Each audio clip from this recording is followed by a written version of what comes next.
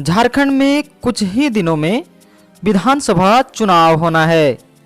चुनाव आयोग कभी भी चुनाव की तारीखों का ऐलान कर सकता है। चुनाव की तारीखों की घोषणा के साथ ही आचार संहिता लागू हो जाती है।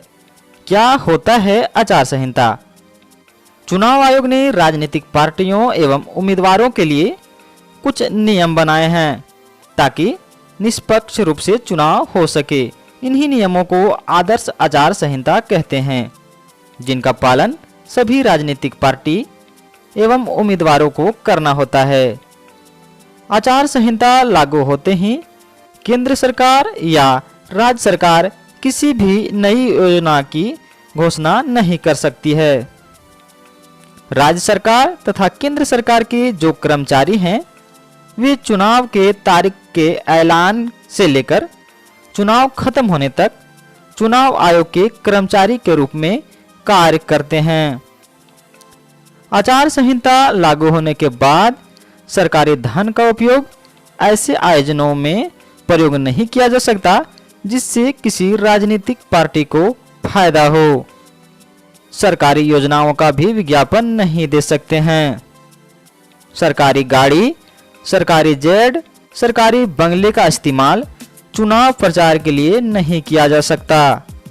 आचार संहिता लगने के बाद सरकारी घोषणाएं, शिलान्यास, भूमि पूजन या लोकार्पण के कार्य नहीं किए जा सकते।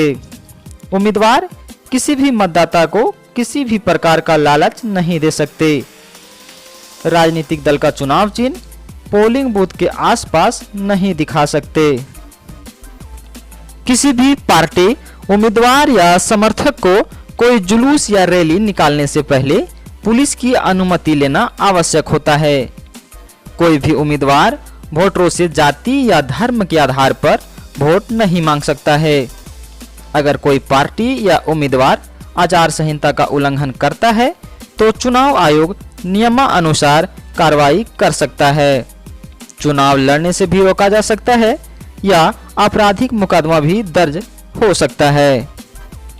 आचार संहिता को इसलिए लागू किया जाता है ताकि सभी राजनीतिक पार्टी, उम्मीदवार या समर्थक एक दायरे में रहे और चुनाव को शांति से कराया जा सके। आचार संहिता लागू होने के साथ ही सभी राजनीतिक पार्टी, उम्मीदवार या समर्थक को इन नियमों को मानना ही होता है। धन्यवाद।